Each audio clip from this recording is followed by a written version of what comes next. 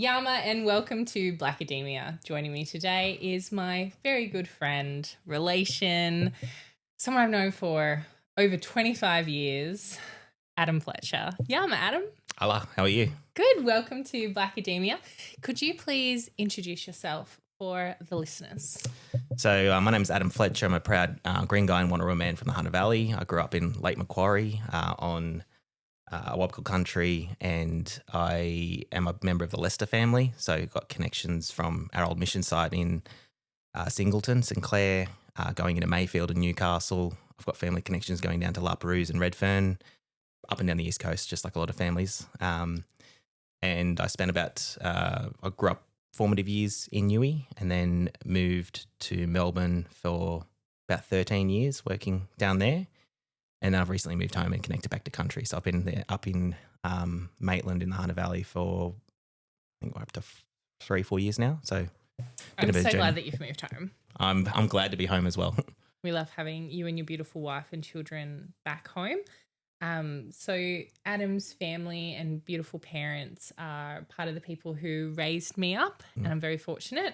One of the things I'm striving for with this season of the podcast is to separate the academics from being just in the academy. Mm-hmm.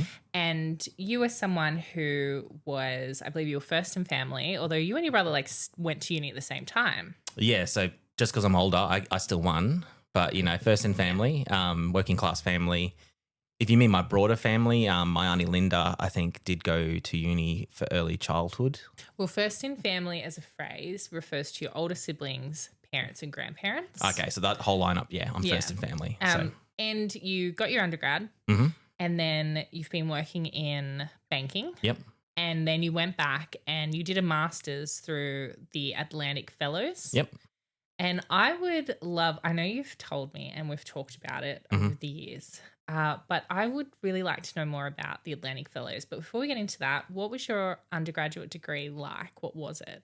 So I studied a Bachelor of Business and a Bachelor of Economics at University of Newcastle. And I was at the tail end the beginning of voluntary student unionism. So it was one of those times when the academy was being reshaped. So while I was doing my degree, they consolidated. So I think students today might do a Bachelor of Commerce and have majors in economics or marketing and management at Newcastle. Other universities are different. But it did mean that when I was doing my degree, a lot of the modules or courses I was supposed to do as part of my degree program were removed. So I had to substitute stuff. So it was a bit awkward in year 3 and 4. Right. Yeah. So it was a 4-year degree? 4-year double degree. So, and it had a pretty, I had a reasonable ATAR, or I think it was UAI when I did it, because I'm old. I think I had an 86, and we got 4 bonus points for going to Newcastle Uni for our local. Really? Yeah. And actually, I did interview. So my auntie Peggy Skevington, Peggy Lester, she was on the interview panel for the alternate entry scheme for First Nations scholars, and so I went through that just because she said to. And that would have been another entry scheme where I could have done some pre-work modules to get in, but my score was sufficient to get in, and I literally just picked what the highest scored course that was in my discipline that I was interested in. And when I was at high school, I loved economics from a philosophical perspective. I think it's actually a philosophical – it is. It's literally it's a branch of philosophy. It's become a social science and a discipline with economics, econometrics, quantity stuff. That's not my interest. I love the supply-demand side debates. I love, trying to understand how societies can provide prosperity for as many people as possible. So those original roots. And growing up as a kid in the 90s in Newcastle as a deindustrialised, I was interested in how economics drives policy and what it means to real people. So I was really interested in picking that. So that's ultimately why I studied economics. I didn't know any better, but I'm like, I better have some kind of trade school or equivalent, like some skill that I can actually market myself with. So that's why I went with marketing and management, because I'm like, those are probably more marketable, common skills that I could go into different fields with. Who did you have to teach you that? That makes sense to me as a 37-year-old, but, we went through the same schools. We come from, similar area backgrounds. And that idea, did someone tell you to do that? It's weird. I can't really remember anyone telling me to do that. look, we had careers counsellors at school, and I don't know if you spoke to the one that was at our school. I can barely remember them. I don't know. Our school was very much a trade school. It was literally next to a TAFE, and that's where most of our fellow scholars went to, which is fine. Like but honestly, they did financially a lot better than you or I did in their early stages. They were working in mines and in trades, earning hundreds of thousands of dollars. A lot of kids from our school went into mines and trades. Yeah. Yeah. So, and then some became nurses and stuff later on in life. But my friendship group, which was one of the first kid groups to go through the enrichment class. The nerd class? Yeah. So we were Adam super popular. I was in class with Adam's younger brother, Troy, and we were all very nerdy. And at our school, there was a class for the super nerds, which was like a test-based class. And I think it was capped at 20 or 22 students. Yeah. And so you had to be in the top 20 for the majority of the subjects in the year of about 100. We had about 150 in our year. How many did you have? Same, and it kind of whittled down. By the end of year 10, I think we're down to 80 or 70. So there's quite a few dropped out. And so you were like sequestered. We were on like a different system, which was really hard for me because it meant that I had to do advanced maths. Mm-hmm. And I fight the urge, even when you were talking about economics before, I fight the urge to go, but it doesn't have to be like that. And there's some really great mob mathematicians doing the work in this space to show how maths isn't just valuable, but there's philosophical elements and it's really important. And I think part of my anxiety is because I was really good at English and all the other subjects, because we were in this separate strand, I wasn't allowed to do standard maths, which is where I belonged. And so I had to do advanced maths. Mm-hmm. And every single class and test that involved maths, I was just a ball of anxiety. And every class I got further and further behind, but there was no option to swap out. Yep. The enrichment classes don't operate like that anymore. No. They're sequestered again to like English and Hisey and science and maths. And so it operates a bit better. But we were some of the OG advanced stream nerds in our schools. I'm pretty sure by year 9 they stopped streaming us that way. Year 9 and 10, excuse me. It was because then they started having like maths 1, 2, and like so. I was I don't want to boast, but I was in the top for all of them. I don't want to boast. Yeah, humble brag.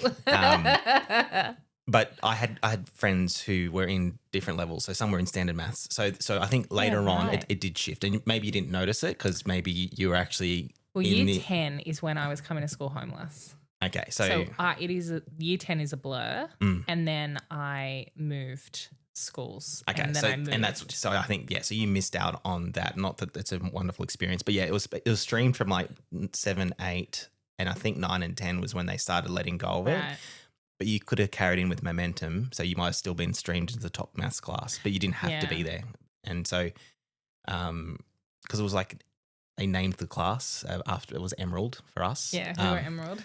Yeah, and they're all named after gemstones because we're all special.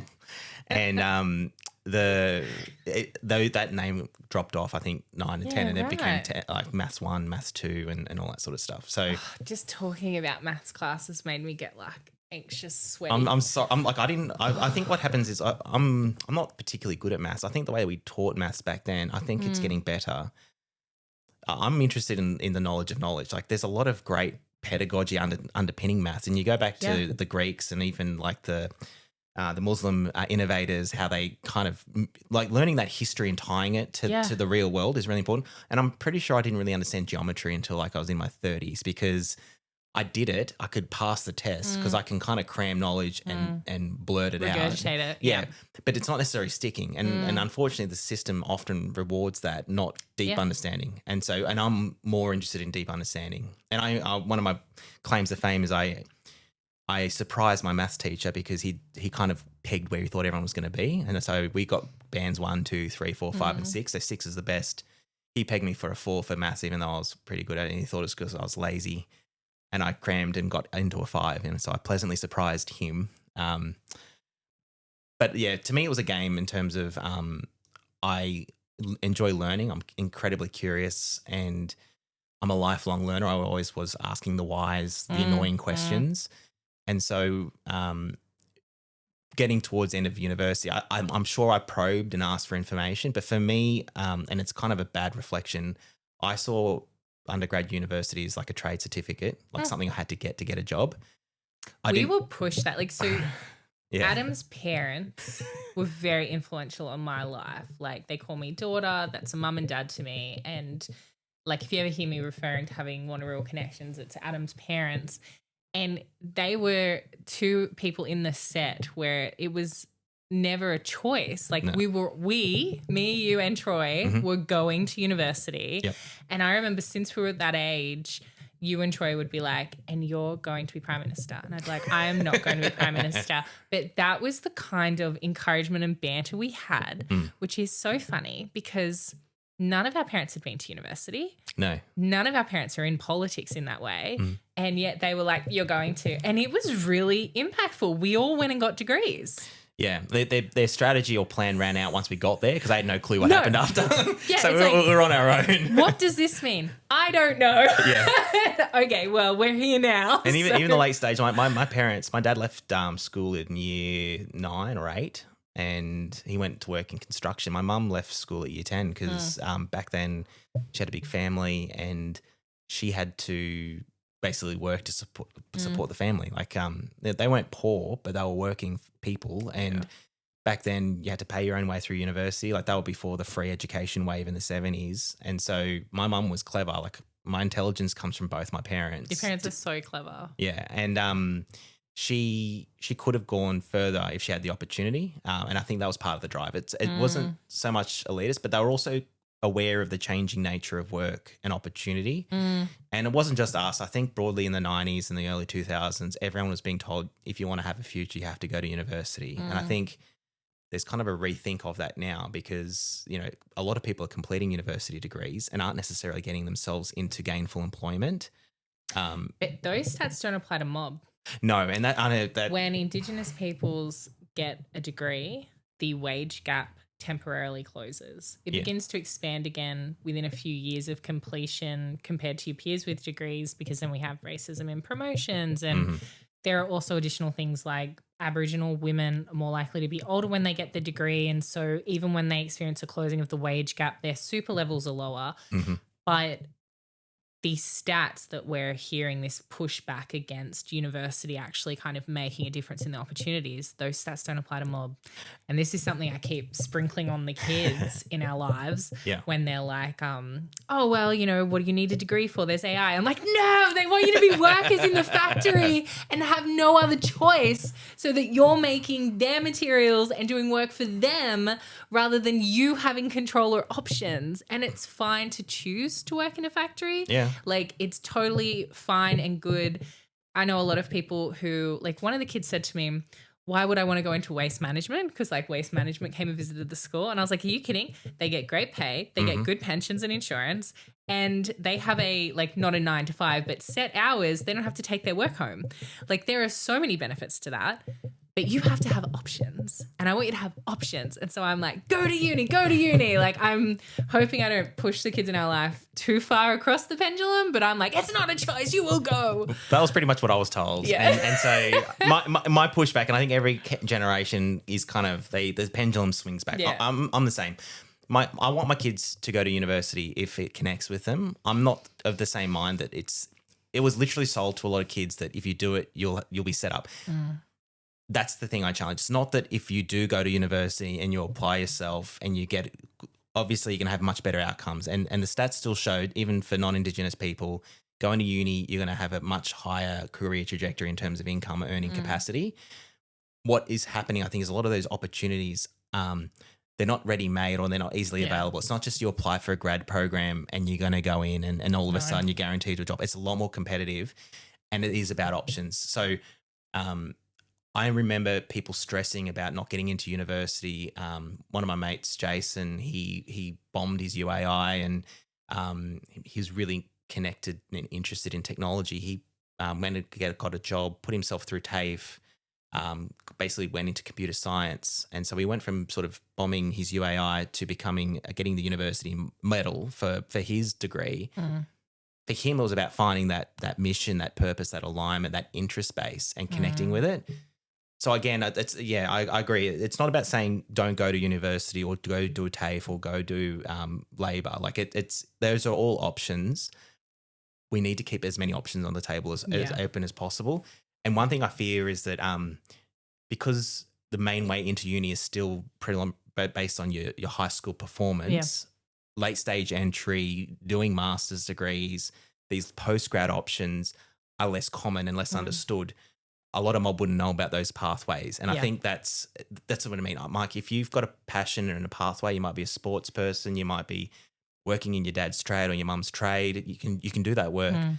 Doesn't mean you can't do university later. It doesn't mean you can't get quals, because maybe if you want to run a painting business or a plumbing or electrician business, having the trade skills is important, but then you need to complement that with business skills and other things that you might not get there. And that's such a good point. Yeah. Like most tradies, to kind of be successful and earn enough, because everything's so expensive these days, they need to be running their own businesses, not just working for other people. And that business acumen, that the skill sets required for running a business well aren't built into the trade skills. Yep. I know, like in my 7 years of lecturing and teaching at the uni, I've had numerous older age students who have come in. Maybe they've been in the army or they've been in a trade, and sometimes the push for them to come back and learn is like when they put the retirement age up, and it's like no one on tools. Like you can't be on tools confidently at 65, 70. Like your bones and your joints aren't made for that. Like that's not okay. Yep. So sometimes it's something like that. Sometimes it's to enhance the business that they're running. Like they've gotten really successful and they want to be able to manage their team better. Yeah, that's a really great point. Okay, so you finished your undergraduate degree. Did you go straight into your master's? No, I had to work. So I basically, I think I was saying before that I saw that the degree was more like a trade certificate. So I wasn't a good academic. I basically compressed my uni time down to 2 or 3 months to 12-hour days, and then I'd work. What was that? Like I did really long days, like. So in a week? Yeah, in a week. So you do instead of spreading it out over 5 days? I do it in 2 or 3. Yeah, okay. No, I think this is important because this is information people don't know. And like I did the same thing because I had to work 40 hours a week while I was doing my undergrad. Yes. So I would pick the courses based on when they were scheduled and what resources they required. Yeah. I'm not sure if it's I don't know if I was being frugal or if basically I would do the same thing. I basically compress my load. My line was 2 to 3 days max, maybe 2.5 days. It was not a healthy way to study.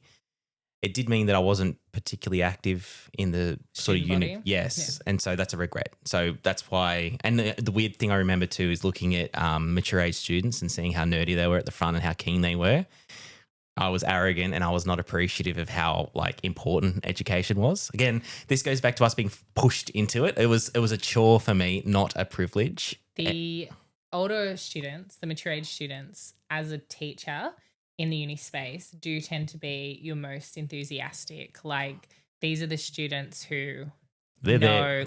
If they're there, they're there because they really want to be there, or they've retired and got nothing better to do. But even then, they're going to be interested. It's not. Yeah, I don't think I've ever had a retired person come back. I know that happens, but in my courses, it's always been people who this was what they always wanted to study and they didn't have access, or they had to go straight into work or straight into mum and dad's business or whatever, and they've come back. So if you're an older student looking to come in, no one's going, look at that loser. Everyone's like, I mean, you were like going, wow, they're really nerdy. Yeah, well, because I was a nerd, I'm like, man, like of the spectrum. But like they were keen and they contributed really hard. And also they brought in a whole bunch of expertise and knowledge that as young people, I was a young person. I'm looking back as someone who's almost 40, it's someone who was 18. So I was a naive, arrogant young man. I wasn't rude or anything like that, but I was young and impetuous. Like, so I was like, I'm here to crunch. I don't want to talk about random stuff. I'm super important,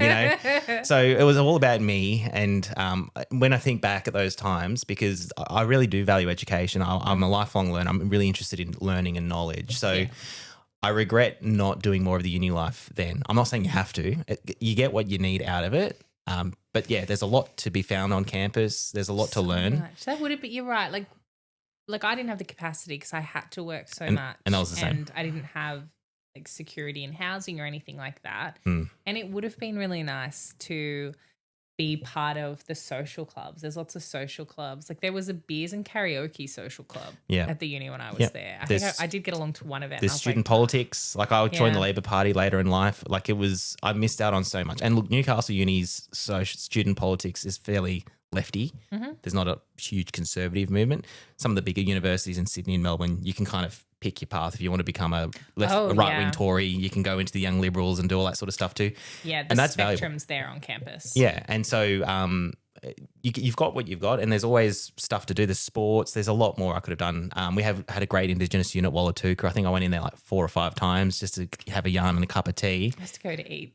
Yeah, I know. Well, so again, you find what you need. But for me, because I compressed my time, like I literally didn't eat lunch. Printing. Free printing. Yes. The free printing. Because it used to be like 20 cents a page. I didn't have that. Yeah. But I could print for free and I'd get a snag and I'd get my printing done. And I like to work with paper. Yeah. So that was the real, like, that was a lure for me. Yeah. Yeah. So undergrad for me, I kind of compressed it in a fair bit. So to me, it was about getting a job. So then I went straight. I didn't have a gap year. Like again, I did have housing security, so I had a whole bunch of privileges that other people don't have. I had housing. Did you live at home with your parents? Yeah, the whole time. Yeah, just stayed home. And that was the thing. They said you don't have to pay board, but you have to go to uni. So I'm gonna try that on my kids. Yeah, well, it helps. And so I did have a part-time job, and that basically funded my social lifestyle, allowed me to buy a car, so it allowed me to get some rungs on the ladder. And then when I finished my last year, I basically worked full-time just like you. I was working 40 hours a week at Domain selling computers to save up to buy the stuff that I need to move in my first home in Melbourne when I moved down there. So I don't regret the choices I made, but I do know that there was options that I didn't have available to me. And I wouldn't say if you miss out on those, like uni's always there and you can always go back, and there's different ways to be participating now. Like again, going to Wallatuka, like it's open. Like I've literally just turned up. Yeah. I'm not a student. I'm just going there, hanging out, sitting down and talking to people. I've spoken to the head of the unit and just yarn with people. There's ways to be involved in campus life without being a student, but yeah, if you can, try and balance it out a little bit. And there's a lot of support out there. Like I wasn't aware of scholarship programs and things like that existed. My brother was able to get onto a few of those. And it's funny what a year difference. Like there's career trackers now. So it is career trackers. They're they do workplace internships with corporates. I believe they're very persistent. They do, yes. I'm sure they hound people and try and get them to join their ranks. That's my understanding. I finished the year before they started, so I've got FOMO and missing out on everything. But but there's a lot of focus. Like it was. Well, it's been 20 years. I know. That's why I feel so old. First year, because it's 20 years since I started uni next year for me. Yeah, 2000. So 2000 for me. Yeah, 2004. 2004 for you. 2004 was my. 2000. It was. Yeah, so 4 was when I finished year 12. So 5, 6, 7, 8 was. And then I moved to Melbourne. 20 years this year since you started uni. Yeah, I know. You're treating me like my cousin who told me that I was middle aged. So I love being reminded of how old I am. As a mob, we're beyond middle age. I know, we're decrepit. We're almost geriatric. Yeah, so like it's we're wizened. I'm going to start growing my beard. Isn't it wizened? No, I'm probably saying that I'm wizened. But in the 20 years, the amount of supports that have become available. Yes.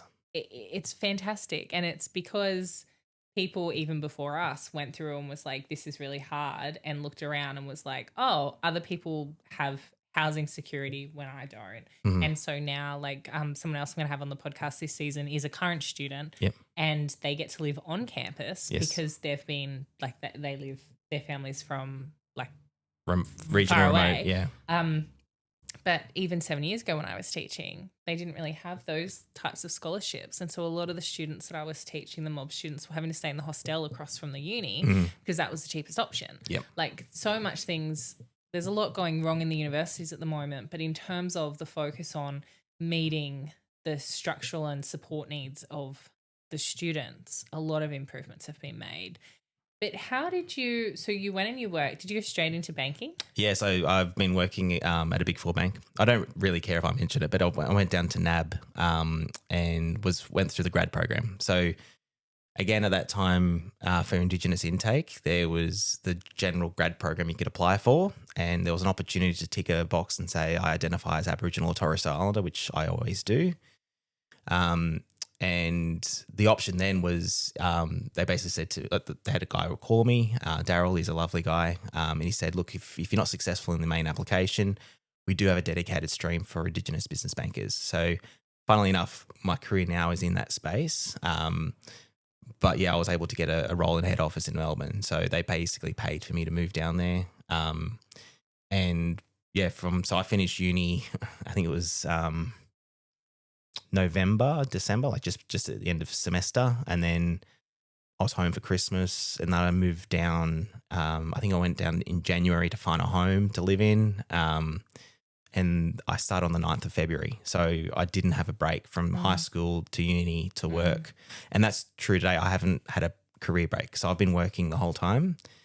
And then I've had to figure out ways of re-engaging with the academy while balancing full-time work, which is challenging. And this is something over the years you and I have talked about a lot. So kind of in our community group, I would be one of the first to go do postgrad. Mm-hmm.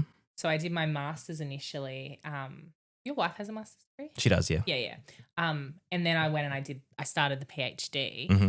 And I think it was a bit of being at a point in my life where I could engage a little bit more in the student life. Like even though I was working full time and writing the book and I was a single mum, all these things, it was this is happening on campus, this is happening on campus. And pretty much since I knew about the HDR options, I was saying to you about, you should do a PhD. You should come and do it. And you're like, I've only got an undergrad. Yep. But it was so exciting to me to be able to tell you all, like I don't know the first thing about like the stuff that you're interested in when it comes to like gaming and banking and all this other stuff. And like you're saying, you've been in the same career for like 15 years. Yep. But I knew the extension of learning was something that you would be interested in. Yep. And then your pathway into that was as an Atlantic Fellow. That's right. Well, I had a sort of a hop before that. So NAB, in terms of supporting career progression for our First Nations colleagues, we had an emerging leaders program, which was targeted at early stage careers. So I got to do that back in 2013. And then we started a program in 2018 called the Emerging Indigenous Executives Leaders Program, which was something that we sort of coordinated with UNSW and a bunch of Elevate RAP partners, so sort of the highest level reconciliation action plan partners with Reconciliation Australia. And that was a grad cert. So that was my first taste of post-grad, was doing a grad cert kind of, well, it wasn't technically grad cert. It was grad cert level, but it was, kind of MBA light. The idea was how do you support mob who are mid-career or later in their early stages of their career? How do you support them to make the transition to executives? How do you help them bring culture to work? How do you help them be authentic leaders? How do you walk in two worlds? How do you bring mob, community, all those responsibilities we have as people and marry them with a white culture? And there was very few leaders to learn that lesson from, especially in each organisation. So it was good that they recognised that. So for me, that helped me recognise that I could study because I did it, and it was kind of like a little taster. What ultimately pushed me to apply for the Atlantic Fellows was after I did that leadership program, I decided to start leaning in and taking more of an active leadership role in my organisation. And I was asked to help define and build our Indigenous business strategy. And being grounded in mob and community and just thinking about what my aunties and uncles and my dad would say, I didn't want to be in a position where I was speaking for other blackfellas. I wanted my strategy and approach to be informed by the best knowledge possible. And what I've noted during my career was that in corporate Australia, there's very few intersections with the academy. Like there's a few pathways. A lot of organisations will allow you to do like an MBA part-time, but you have to be on like the executive pipeline to get access to that. Otherwise, you've got to pay out of pocket, and it's really expensive to do master's level education without some form of scholarship or bursary or support. And the demand's quite high on your time. Like it is the kind of thing where generally you would need to buy your time out or pace it over many, many years. Yeah, some people take 3 or 4 years to do a part-time master. So there was that, and then there was also your career doesn't necessarily reward it. So I didn't get paid more by doing an MBA or a master's level degree. It doesn't technically unlock anything for me. That's so interesting because in teaching, like school teachers who have a master's degree get like $50 more a day last time I checked if you're a casual. Like in a lot of industries, it does unlock higher pay. So not in yours. No, because it's like the roles are graded market based. So they basically create a role and define a market pay band for it, and you can negotiate in it. So if you're just a really good negotiator, you could get a higher salary without doing any further education. You could do it. You could do a doctorate of something and be at the bottom of the band if you're a horrible negotiator. Like it's a lot more variable. There's more defined roles in the early stages of the jobs. They're more standardized, but as they become more specialized, more unique, and more sort of changeable, you are sort of negotiating on who you are and your alignment to the role and what it's asked to do. So that's the thing. There's not a lot of push, at least in my industry, to do further education to get a pay bump. Whereas, some professions it is. So, and also there wasn't really there was no internal push for me to study further. They didn't care if I was more grounded in blackfella theory. Right. It was they didn't really care. They were just like, you're a blackfella, you figure it out. Yeah. So it was all on me. And so I wanted to have access to the academy. I wanted access to the latest journal articles, and I knew that my organisation wouldn't have an appetite to pay for $80 or $100 or $100. I don't even know how much they cost one by one. Yeah. Once you've got that uni login, like you can, and I did it. My library's like 1,700 articles on. I trawl that thing, and I'll happily find some other way to get back in occasionally to get access to it. And I think that's like a lot. What's great is a lot of Indigenous journals do make their articles available.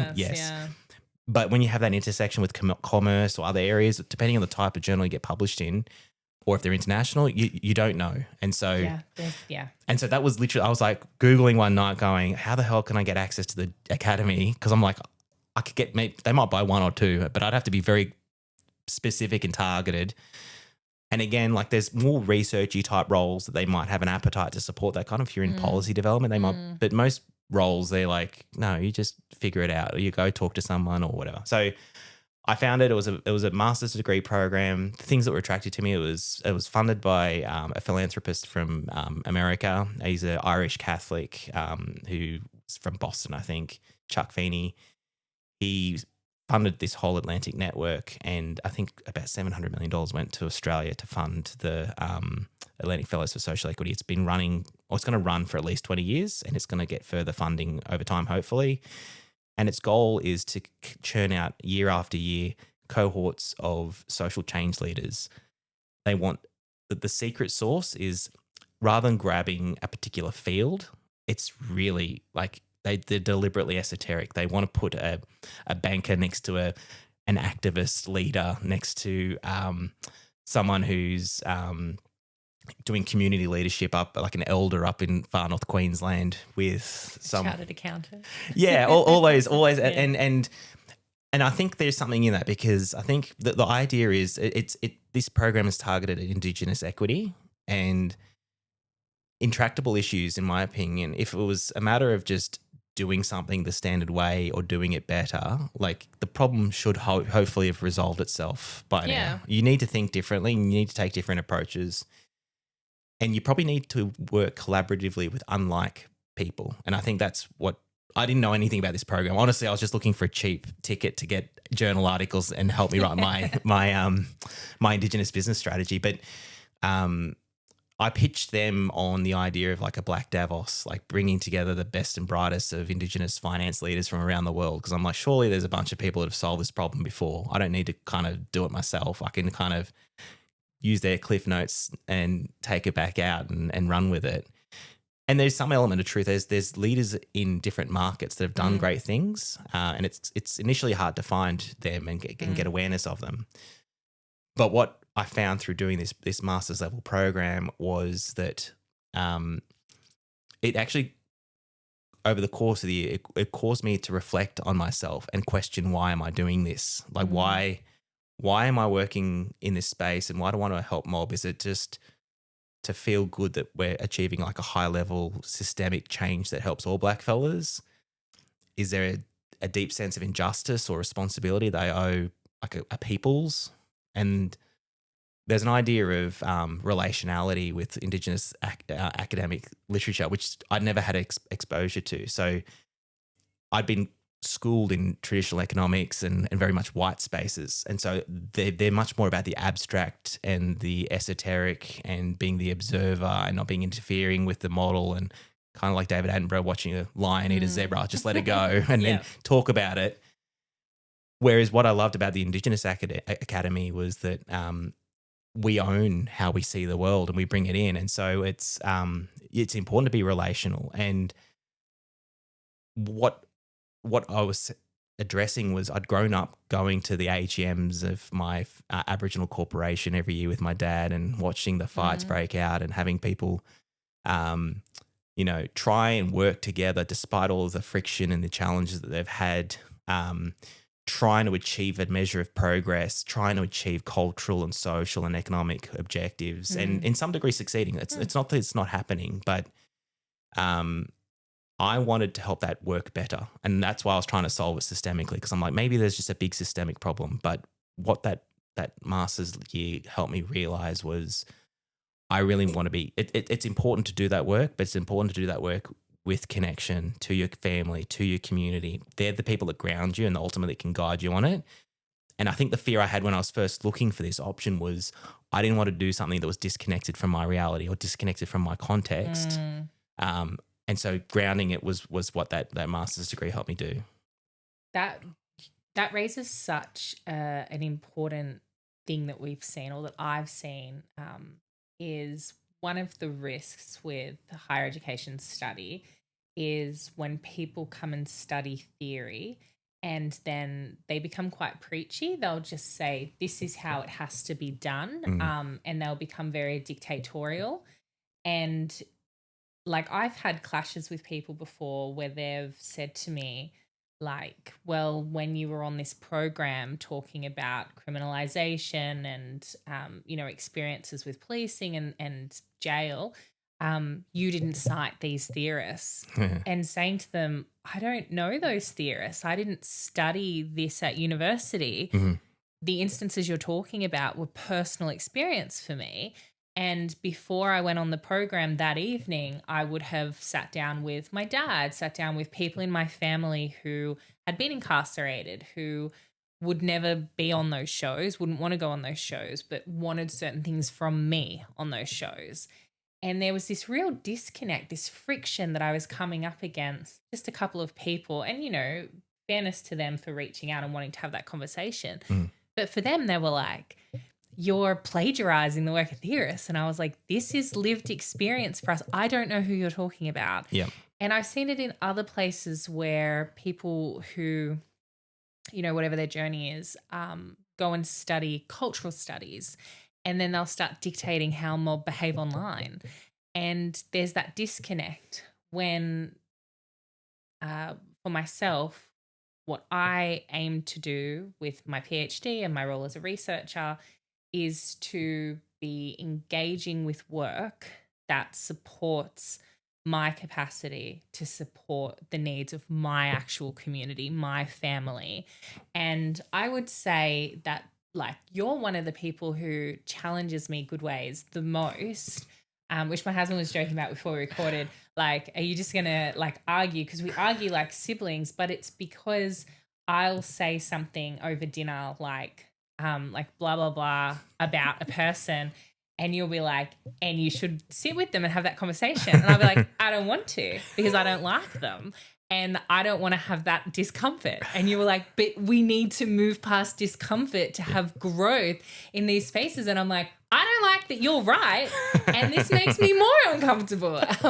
But you do bring that, like, as someone who is in your community and in your family and in your life, you aren't just saying these words. You do go, okay, what are the skill sets that we see in the theory? What has been done before? You're not looking to grandstand. You're not looking to reinvent the wheel. And then saying, okay, how do I bring these resources in to better support as a member in the community so that working towards these collective goals, we can achieve it. And whether that's through lands councils, AECG, on boards, as people with children in school settings, as family members around a dining table, in support of your family and following on like with, sometimes it's our families and our community who are saying, well, I want you to do this. And we have an obligation to do those things. And I really love that. I think you've articulated that so well, because people can think of the university as this ivory tower and maybe feel a bit confused about why would someone who is in banking, doesn't plan on leaving banking, go and do that. And it's like, well, outside of your career, you're on boards, you're on committees, you're in the community, but also your work, you don't stop being a blackfella in those roles. And even if they don't require it of you, you have that obligation in yourself and from your ancestors to bring in that knowledge. And I really respect that about you, even though I will continue to argue with you at dinner. Thank you. And I don't want you to stop arguing with me, because I would be bored. I love I love a good debate. It's not to score points. I just think it's really easy to get frozen in your viewpoint of the world. And so you need people to challenge you. So whether it's a cranky aunt saying, settle down, bub, or your dad saying, be respectful, or a sis who's challenging you to see the world a little bit differently. We need those people. We need those interactions. And in the modern world, it's a lot harder to have those because we're so busy. And this is the issue, is we are seeing so many black fellas get into the middle class, getting access to good jobs. We're falling into the same traps as the non-Indigenous community, in the sense that we become so busy, there's a chance that we become disconnected. So how do we create those forums, those interactions? How do we ground ourselves? I've always been a bit of an agitator anyway. I stir my dad, I stir my brother. So it's partly a personality defect, but I think it's really important. And I appreciate you saying that. That's lovely. But I think the ivory tower thing with university, I think I am interested, like I've got one of my seeded things. I think that institutions were one of the key tools of colonisation. So the success of the British, and it doesn't matter if it's the British, it could have been another European power, but the British were the ones that come across. It was the institutions that they used that helped, decimate our families, interfere with our culture, redefine our identity. And we were the latest to have it done to, but they've done it countless times. And I'm not saying these people are evil or bad, and I'm not excusing or not them. People are people. There's incentives. They do stuff.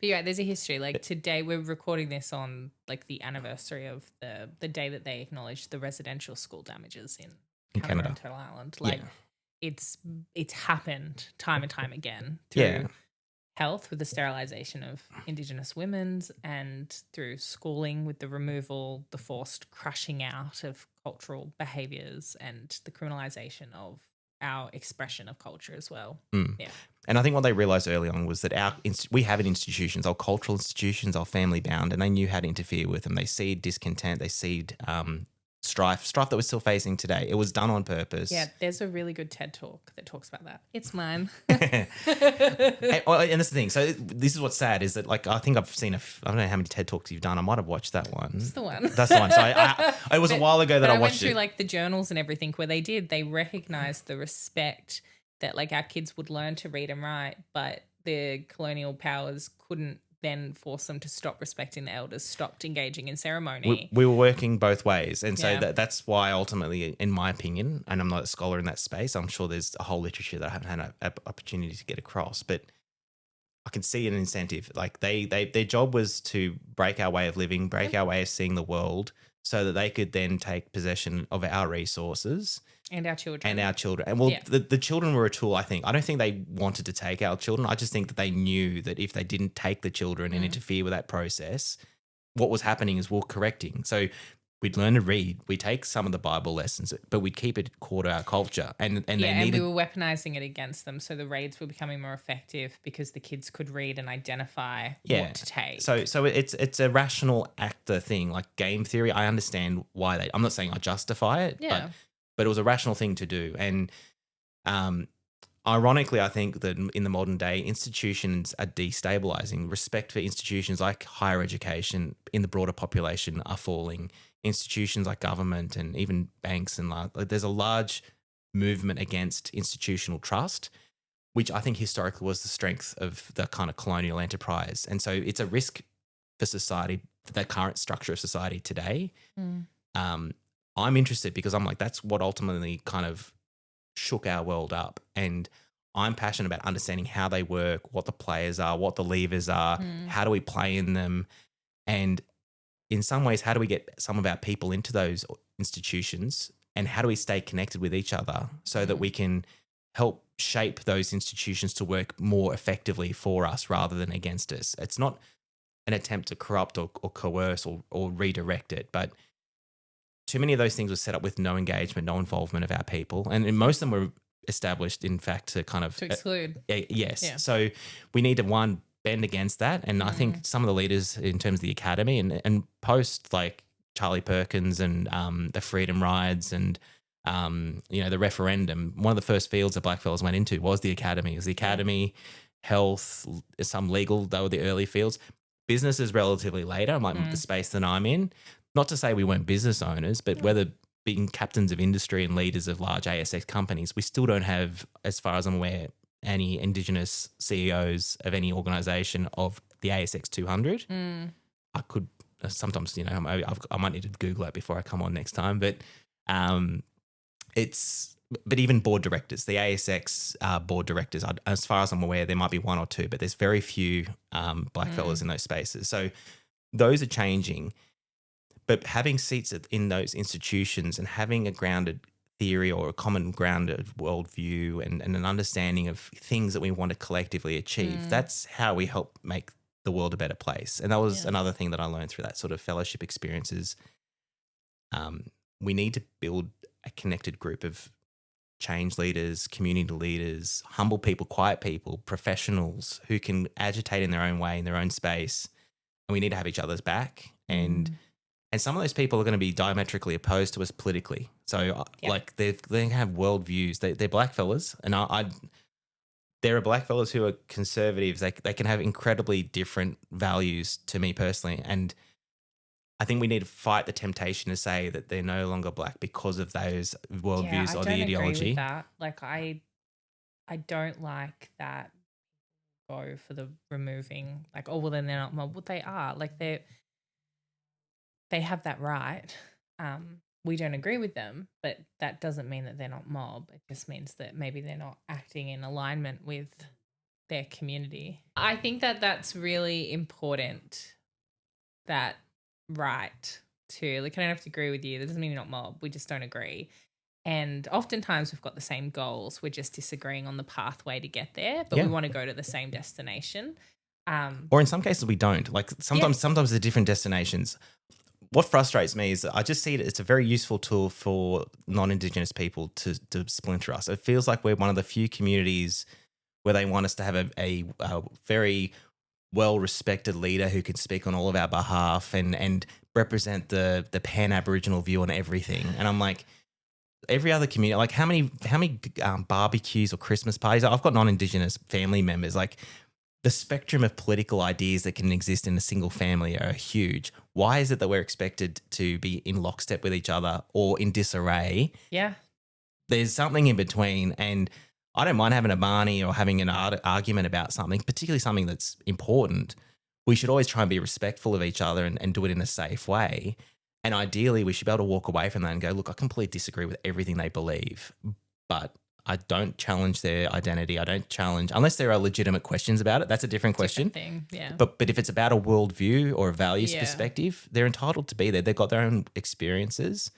And when we're 3% of the population, we can't afford to go through life excising groups of people because they've fallen out of the correct thought patterns.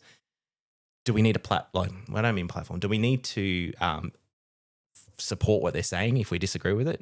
No, but if we have to validate it. But if someone's going to challenge their right to say it, I think we should stand up and say, look, I completely disagree with what they're saying, but they have an entitlement to voice that opinion.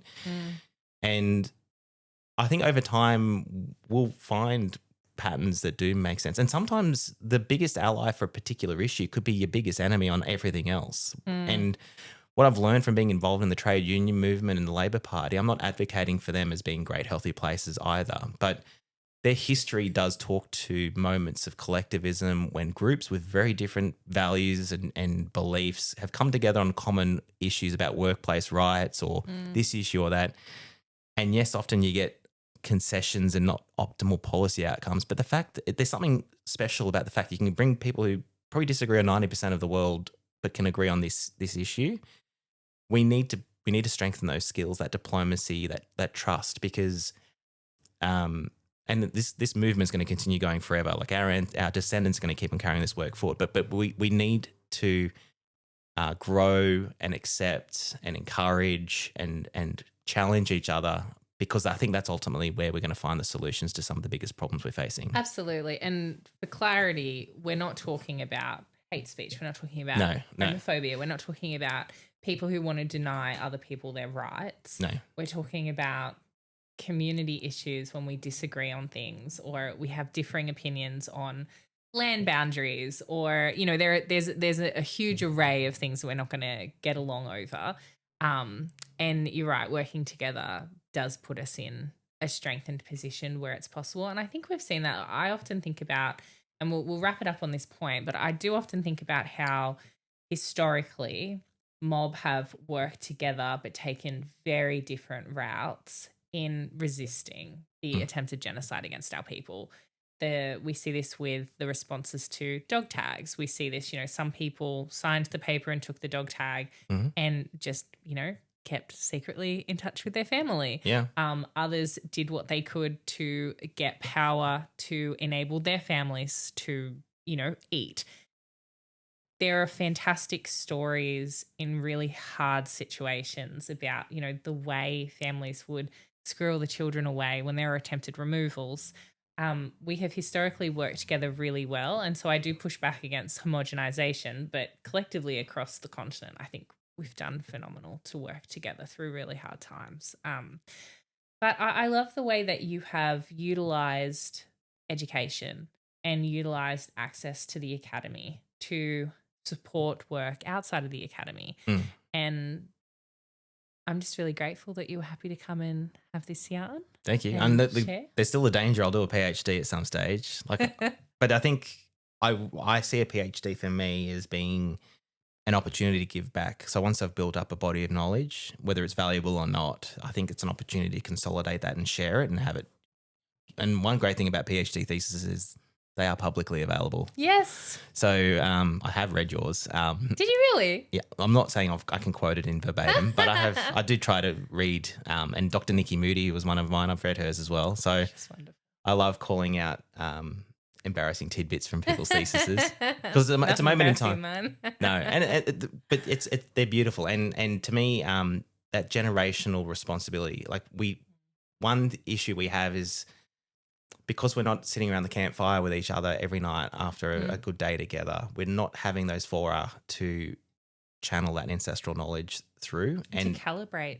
Yeah. And so a thesis is one way to do it. It's not the only way, but these are ways we can give back to Melbourne, to community and to our descendants. So, like I might do one in the future. But for me, it's not about the status or anything like that. It's more about the utility. And that's my view on the academy. I don't think I wish for a time when universities are so open that the whole public just wash through them. They're hearing, the like greatest thinkers at the time, just giving public speeches, things that maybe never actually happened on university campuses around the world. But them just being at homes of knowledge and thought and reason and collaboration. I think that we tend in modern societies tend to segregate things too much. Like there's business, there's government, there's the academy, and there's these official fora where they're allowed to collaborate, and everything else is kind of left off. So I hope that changes over time. But that's great. I do love education, and I really do want more mob to go through it. So thank you for inviting me to speak with you and tolerating my random rants as well.